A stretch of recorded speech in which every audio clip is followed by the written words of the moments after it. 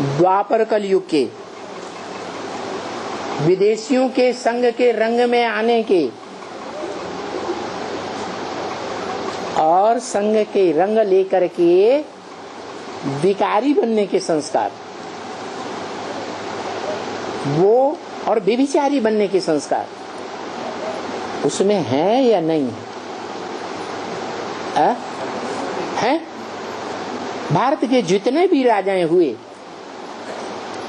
वो सारे ही राजाएं विदेशी राजाओं के मुकाबले ज्यादा व्यभिचारी बने या कम व्यभिचारी बने? और उनका बाप है, बाप होगा या नहीं होगा?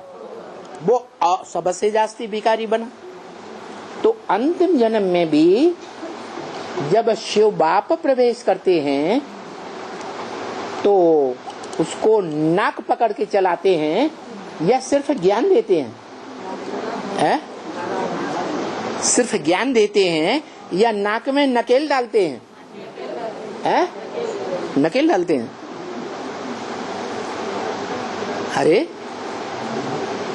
ये एक भी ऊंचे से ऊंचा सिद्धांत भी है ना, एक क्या, स्वतंत्र रहो, स्वतंत्र रहने दो।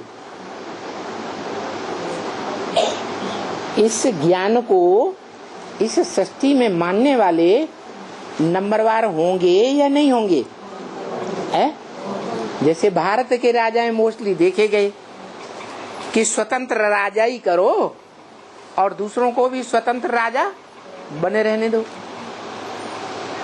भारत ने नेपाल पर कभी आक्रमण नहीं किया, भूटान पे आक्रमण नहीं किया,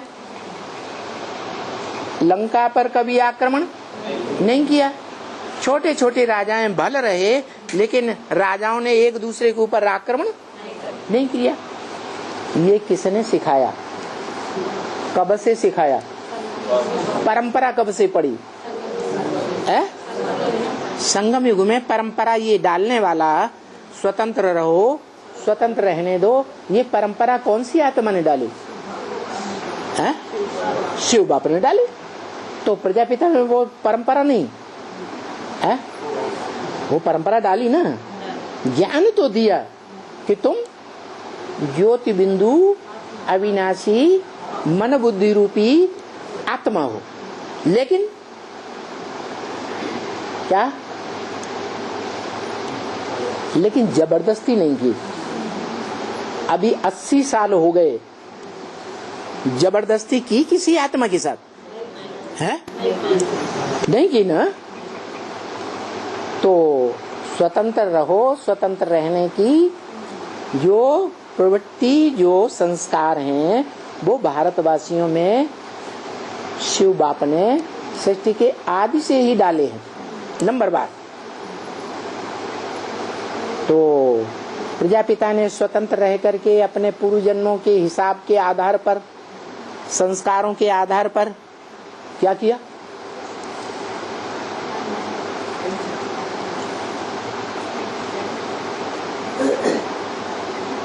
जो मुख्य धारणा है बाप की सिखाई हुई क्या है? पवित्र रहो, योगी बनो। तो उसको धारण किया है? किया या फेल हो गया? है क्या किया? फेल हो गया। तो फेल होने के कारण बाप को तो गुस्सा आएगा, हमारा बड़ा बच्चा है जिसके ऊपर हमने इतनी आस रखी, मैं आशिक बनकर के इसके ऊपर आया, इसी का रथ लिया और इस रथ को मुकर्रर भी बनाया, इसने मेरे को धोखा दे दिया। तो क्या किया है? जाओ इस ब्राह्मण परिवार से बाहर निकल जाओ। क्या बन जाओ? जाओ संसार रूपी जंगल में चले जाओ। कहाँ चले जाओ? संसार रूपी जंगल में चले जाओ तो कोई यादगार है क्या है?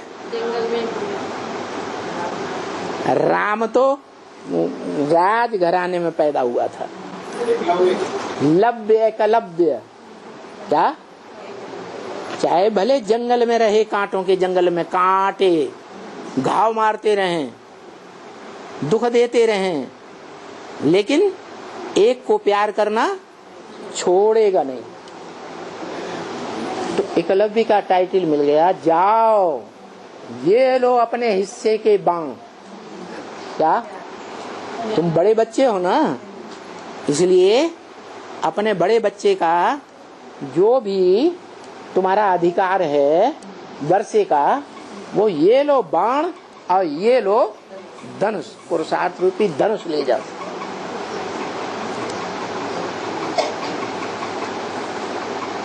और ये लो बुद्धि रूपी तरकस।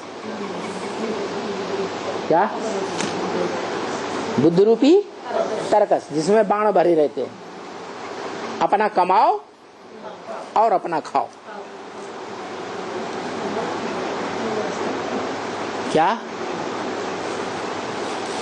लड़ाई लड़ो आसुरी दुनिया से, कांटों के जंगल में लड़ाई लड़ो और क्या करो? अपना राज्य लो, कमाओ खाओ। अब ऐसे ब्राह्मण परिवार से तुमको कुछ भी सहयोग नहीं मिले। और उसको फॉलो करने वाले कोई भी बच्चे तो होंगे ना, है? वो भी बाद में निकलते गए।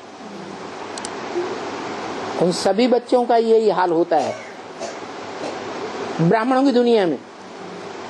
क्या हाल होता है? हाँ, जाओ बाहर की दुनिया में,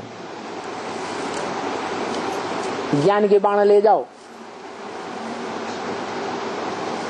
पुरुषार्थ करो, कमाओ। तो 1947 से जो ब्राह्मणों की नई दुनिया तैयार हुई, उसमें उस आत्मा को कोई स्थान नहीं। भले वो आत्मा आती भी है तो भी उसे पांव रखने की जगह नहीं दी जाती, कोई स्थान नहीं मिलता। फिर भी वो बाप का बड़ा बच्चा है, स्वाभिमानी है, अहमदाबादी है, या अभिमान को गंवाने वाला है? परिवार से कोई सहयोग न भी मिले तो क्या बाप को छोड़ देगा? है? बाप को भूल जाएगा? नहीं। तो वो बच्चा पुरुषार्थ रूपी ऐसा धनुष लेता है जिसके बारे में, धनुष के बारे में बोला है मुरली में। क्या बोला है? शरीर रूपी धनुष चाप